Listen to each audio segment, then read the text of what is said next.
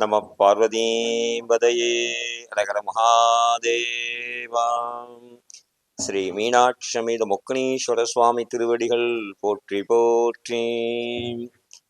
மீனாட்சி சமேத மொக்கணீஸ்வரர் திருக்கோவிலானது தேவார போற்றக்கூடிய திருவாசக மணிவாசக சுவாமியால் கீர்த்தி அகவலில் போற்றி கீர்த்தி அகவல் என்ற அகவலில் மொக்குனி அருளிய முகழ்த்தழல் மேனி சொக்கதாய் காட்டிய தொன்மை என்று கீர்த்தி அகவலில் வரக்கூடிய மிகப்பெரிய தொன்மை வாய்ந்த சிவாலயமாகும். இத்திருக்கோவிலானது திருப்பூர் மாவட்டம் அவிநாசி வட்டம் கூழைகவுண்டம்புதூர் என்ற ஊரில் இந்த ஆலயத்தின் ஊரின் பெயர் கொடகோட்டூர் என்றுதான் முதல் அழைக்கப்பட்ட வந்தது.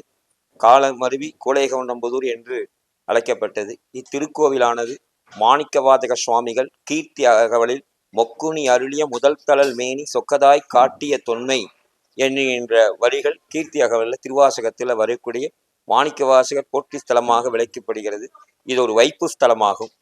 முன்னொரு காலத்தில் வணிக பெருமக்கள் இருவரும் ஒருவர் மாப்பிள்ளையானவர் சிவதீட்சை பெற்று தினசரி அனுஷ்டானம் செய்து குளித்து தேய்த்து அனுஷ்டானம் முடித்து உணவு உட்கொண்டு நம்மளுடைய சைவ சமயத்தினுடைய வழிபாடாகும். அந்த முறையே அவர் தீட்சை பெற்று அவ்வாறு செய்து வழிபட்டு வந்து கொண்டிருந்தார். அவருடைய மைத்துனர் விளையாட்டுத்தனமாக அவரிடம் சொல்கிறார், ஒரு நாள் இல்லையா ஒரு நாள் இந்த ஆத்மார்த்த பூஜைகள் அனுஷ்டானம் இல்லாமல் உங்களை உணவு உண்ண வைக்கிறேன் என்கிறார்.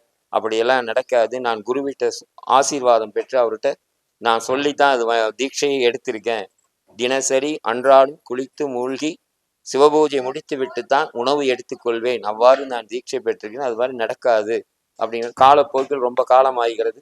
அவர்கள் மதுரையிலிருந்து மைசூர் வணிகஸ்தலமாக இவ்வூர் வழியாக செல்லும் பொழுது ரொம்ப நேரம் ஆகிறது. இருவரும் நகமரத்தடியில் நகமரம் ஒன்று இருந்தது. அந்த மரத்தடியில் குதிரைகள் இரண்டில் வந்தார், பயணம் செய்தார்கள். குதிரையை கட்டி வைத்து ஓய்வெடுத்துக் கொள்கிறார்கள். நேரம் ஆகிறது. மைத்துனரை போய் சிவபூஜைக்கு உண்டானதெல்லாம் எடுத்து வையுங்கள், நான் குளித்து அனுஷ்டானம் முடித்து வருகிறேன் என்கிறார். இந்த பள்ளத்துக்கு பேர் கொடகோட்டு பள்ளம் என்கின்ற பள்ளம் ஓடுகிறது, அதில் நீர் ஓடுகிறது. அதுல மாப்பிள்ளையானவர் குளித்து முடித்து அனுஷ்டானத்தை முடித்து சிவபூஜைக்காக வருகிறார். அப்பொழுது மைத்துனரை கேட்கிறார், எங்க சிவபூஜை பற்றி ஆத்மார்த்த மூர்த்தி எல்லாம் எங்கேன்னு. மன்னிச்சுக்கணுங்க மாப்பிள்ளை, நேற்று பூஜை பண்ண இடத்துலயே நான் சிவபூஜை இதெல்லாம் மறந்துட்டேன், அதனால அந்த இதெல்லாம் எடுத்துன்னு வர முடியலைங்கிறார். இல்லை நீ போய் எடுத்துன்னு வான்னு ஒரு மாப்பிள்ளை வந்து மைத்துனர்கிட்ட சொல்றார், நீ நேற்று எங்க வைத்தோமோ அங்க போய் பூஜை இதெல்லாம் எடுத்துன்னு வாங்குறாரு. நான் எங்க வச்சுன்னு எனக்கு தெரியல, மறந்துட்டேன், அதனால இன்னைக்கு ஏதோ நீங்க பண்ணித்தானு சுவாமி நம்மளை சோதித்து நம்ம எப்படி பண்றான்னு பூஜை சோதிக்கிறாராட்டிருக்கு. பக்கத்துல ஏதாவது சிவாலயம் இருக்கான்னு பார்த்துட்டு வா, அதுல போய் நாம நம்மளுடைய தினசரி அனுஷ்டானங்கள்லாம் முடிச்சு சுவாமியை தரிசனம் பண்ணிட்டு வந்து அப்புறம் உணவு அருதி போய் நம்ம சிவபூஜை எடுத்துன்னு வரலாங்கிறார். சரி, அதே மாதிரி பக்கத்துல இவர் போய் பார்க்குறார், எங்கேயுமே ஆலயமே இல்லை அப்படிங்கிற. அப்போ வந்து திருப்பியும் அவர்கிட்ட சொல்றார், இங்க ஒன்றும் ஆலயமெல்லாம் ஒண்ணுமே இல்லை, நல்லா போய் பாருங்க, நான் பார்த்துட்டு வந்ததுல ஒரே ஒரு பானம் மட்டும்தான் இருக்கு, ஆவடியாறு கூட இல்லை, பானம் இருக்கு, யாரோ ஒரு முனிவர் பூஜை பண்ணிட்டு போயிருக்க மாதிரி இருக்கு, அதை தவிர்த்து எதுவுமே இல்லை, நல்லா போய் பாருங்கிற. இல்லை எனக்கு ரொம்ப பசியா இருக்கு, இதை இன்னைக்கு நீங்க செய்யுங்க, சுவாமி நமக்கு இது இன்னைக்கு தான் இப்படித்தான் அருள் இருக்கான்னு இவரும் வந்து பாக்குறாரு. பார்த்தா சுவாமியோட அந்த பையில அந்த பானத்துல இப்பதான் பூஜை பண்ண போனது எல்லாம் இருக்கு. சரி, அவரும் உட்காந்து தன்னோட ஆத்மாத பூஜையை அந்த ஆவடிய அந்த பானத்துக்கு செய்கிறார். பூஜையெல்லாம் முடிஞ்சுன்னு இருவரும் வந்து கொண்டு வந்த உணவை பிடித்து சாப்பிட்டு விட்டு மீண்டும் ஓய்வு எடுக்கிறார்கள். அங்க பயணத்தை தொடரும் போது அவர் சொல்றார், மாப்பிள்ளை, நான் முன்பு காலத்துல உங்ககிட்ட சொன்னேன், சிவ பூஜை இதெல்லாம் பண்ணாம உங்களை சாப்பிட வைக்கிறேன், ஆனா இன்னைக்கு அது நடந்துட்டு நம்ம பூஜை பொருட்கள்லாம் இங்கதான் இருக்குன்னு அவர்கிட்ட தன்னோட ஆத்மார்த்த பூஜை செய்த அந்த பெட்டியை எடுத்து காமிக்கிறார். அந்த ஓலை பெட்டியில் திறந்து வைத்தால் நேற்று செய்த பூஜையுடைய பூக்கள் வாடி இருந்தது. அவர் ரொம்ப மனசு விட்டார். ஆத்மார்த்த பூஜை பண்ணாம நாம் உணவு அருந்திட்டோம், குருக்கு துரோகம் பண்ணிட்டோம், இனிமேல் நம் வாழ்வை இந்த பூலோகத்தில் இல்லை அப்படின்னு சொல்லிட்டு தன் உயிரை மாற்றுறதுக்காக அந்த குளத்துக்கிட்ட போய் அந்த கோடையில் விழுப்புற. அப்புறம் அசரி வாக்கிய, நீ செய்த பூஜை பண்ண அந்த பானத்தை போய் பார் அப்படின்னு சுவாமி கட்டளையிடுகிறார். இருவரு மாப்பிள்ளை மைத்தினரும் போய் பார்க்குறாங்க, அந்த பானத்தை பார்க்குறாங்க.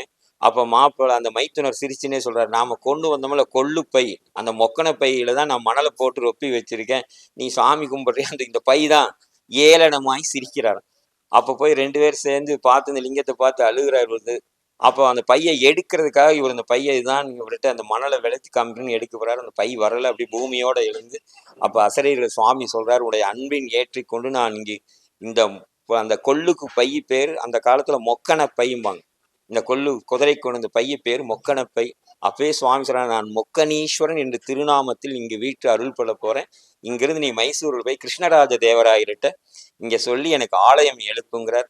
அதே மாதிரி அவரும் போய் கிருஷ்ணராஜ தேவராயர்கிட்ட சொல்றாரு, இந்த மாதிரி எங்களுக்கு நடந்துட்டு இங்க சுவாமி எழுந்தருளிருக்காரு, உங்களுக்கு ஆலயம் கட்டுறதுக்கு ஆணையிட்டு இருக்காருங்கிறார். அப்போ அவர் உடனே எல்லாம் தன பனைகளோட வந்து இங்க வந்து, சுவாமி என்னோட கனவுல வந்து நீ சொல்லியிருக்கலாமே, ஆனா எனக்கு இந்த பாக்கியத்தை இதுவரைக்கும் கொடுக்கல, நான் எத்தனை இடத்துல ஆலயம் பண்ணி இதெல்லாம் பண்ணியிருக்கேன், எனக்கு இந்த பாக்கியமே கிடைக்கலையே. அப்ப சுவாமி அசரீர் சொல்றாங்க, யாராருக்கு என்னென்ன முடியுமோ அவங்கவுங்களுக்கு நான் அந்த பொருளும் கொடுத்துருக்கேன், அந்த மனசும் அவங்களுக்கு கொடுத்துருக்கேன். அவனுடைய பக்தி அவ்வளவுதான், அதனால அவனுக்கு அதை கொடுத்துருக்கேன். உனக்கு பொன் பொருள் எல்லாம் கொடுத்து பல ஆலயங்கள் கலைநுட்பத்தோட நீ செய்யணுங்கிறதுக்காக தான் உனக்கு இந்த பாக்கியத்தை கொடுத்துருக்கேன். உனக்கு இந்த ஆலயத்தில் அவர் ஆலயம் எழுப்பி மைசூர் சமஸ்தானத்துக்கு உட்பட்ட கோயிலா இருந்து இந்த கோயில் விளங்கி, இந்த கோயில் முன்னாடி ராஜகோபுரங்கள், 4 திசையிலும் கோபுரங்கள், மொத்தம் 16 நந்திகள். அந்த நந்திகள்லாம் பார்த்தீங்கன்னா இங்க இருக்கும்.